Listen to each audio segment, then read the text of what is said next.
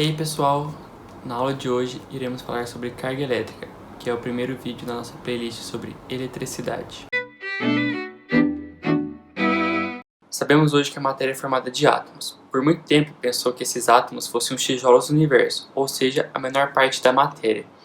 No entanto, já foram descobertas inúmeras partículas menores, das quais para o nosso estudo só iremos considerar o próton, o nêutron e o elétron. Para vermos melhor isso, vamos considerar o modelo do átomo de Rutherford-Bohr, ou também chamado de modelo planetário do átomo. Esse não é o modelo mais atual que temos hoje em dia, porém ele servirá muito bem para os nossos estudos relacionados à eletricidade. Bom, vamos colocar um átomo na tela. Por esse desenho a gente consegue perceber que existe uma região central chamada núcleo e uma região mais exterior que é chamada de eletrosfera. No núcleo vocês podem ver duas bolinhas de cores diferentes, uma verde e uma amarela. Na nossa representação, a verde vai ser o próton e a amarela vai ser o nêutron. E na parte mais exterior, na eletrosfera, a gente tem a bolinha vermelha, que representa os elétrons. Diversas experiências realizadas pelos cientistas revelaram que tanto o próton quanto o elétron são partículas eletrizadas e que apresentam comportamentos opostos, mas com intensidade igual. Já os nêutrons, como o próprio nome sugere, é uma partícula neutra. Ao próton e ao elétron associou-se uma propriedade chamada carga elétrica. Convencionou-se que para o elétron essa carga seria negativa, enquanto para o próton essa carga é positiva. Na física, consideramos carga elétrica uma propriedade de natureza eletromagnética de certas partículas elementares. Essa propriedade está relacionada com a atração ou repulsão das partículas. É o equilíbrio entre o número total de prótons no núcleo e o número total de elétrons na eletrosfera que torna um átomo neutro. Entretanto, quando esse equilíbrio é rompido, esse átomo passa a ser um íon, que ele pode ser tanto positivo quanto negativo. Então pode ser um íon positivo ou um íon negativo. Vamos pôr o átomo novamente na tela. Bom, vocês podem observar que no núcleo temos 6 bolinhas amarelas e 6 bolinhas verdes. Na eletrosfera temos 6 bolinhas vermelhas que representam 6 elétrons. Bom, como a gente viu, o nêutron, como o nome já diz, é uma partícula neutra. Então sua carga é zero, é nula.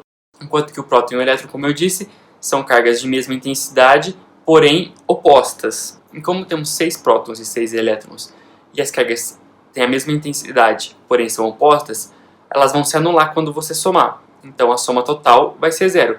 Zero dos nêutrons e as 6 positivas do próton vai se anular com as 6 negativas do elétron, dando um total de zero. Portanto, esse átomo é neutro. Agora o que acontece se eu pegar um elétron e jogar nesse átomo? Bom, aí temos uma situação diferente. Agora temos 6 nêutrons, 6 prótons e 7 elétrons. O nêutron não vai fazer diferença, porque a carga dele é nula. Porém, agora temos um elétron a mais do que próton.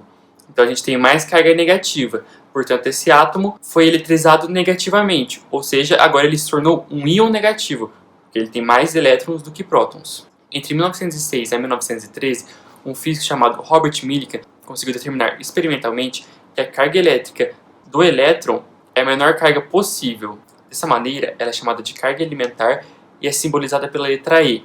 E o valor dessa carga é de 1,6 vezes 10 elevado a menos 19 coulombs. E o coulomb é escrito pela letra C e ele representa a quantidade de carga elétrica no Sistema Internacional de Unidades, no SI. E como foi dito, a carga do próton tem a mesma intensidade do elétron, ou seja, ela também vale 1,6 vezes 10 elevado a menos 19 coulombs. A diferença vai ser só que a do próton é positiva e a do elétron é negativa. E como a carga elementar é a menor carga possível, passou-se a considerar que as cargas elétricas existem em múltiplos da carga E. Ou seja, um corpo tem carga elétrica quantizada. Não é possível, por exemplo, ter 1,5e. Você não tem como remover um elétron e meio. Ou você remove um elétron, você remove 2 elétrons. Você acaba tendo múltiplos da carga elétrica. E dessa forma, para a gente poder calcular a carga elétrica de um corpo, basta a gente usar a seguinte fórmula. Q igual mais ou menos N vezes Z.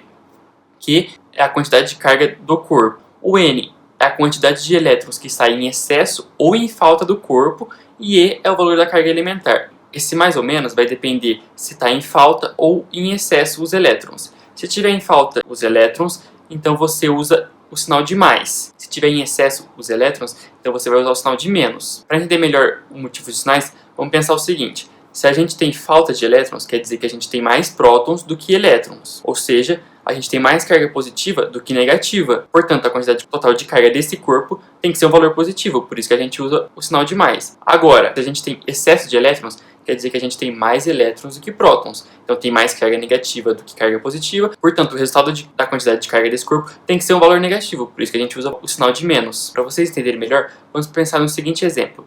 Vamos supor que eu tenho um lápis que está inicialmente neutro. E aí eu decido tirar 5 elétrons dele. E se ele estava neutro, isso significa que ele tinha o mesmo número de prótons e o mesmo número de elétrons. Mas agora eu tirei 5 elétrons dele. Então, ele tem menos elétrons do que prótons. Então vamos utilizar a fórmula Q igual a NE para calcular a quantidade de carga desse corpo. Bom, que é o que a gente quer saber então. A gente vai usar mais ou menos nesse caso. Bom, se tirou elétrons, ficou positivo, usa o sinal de mais. Então Q vai ser igual a mais N. N é o número de elétrons retirados ou colocados, que no caso foi 5. Então Q igual a N mais 5 vezes E. E que é o valor da carga elementar, que como a gente viu é 1,6 vezes 10 a menos 19 coulombs. Então o resultado dessa conta vai ser que a quantidade total de carga desse corpo é igual a 8 vezes 10 a menos 19 coulombs. Certinho? Deu para entender melhor? Então é isso aí. Obrigado, pessoal!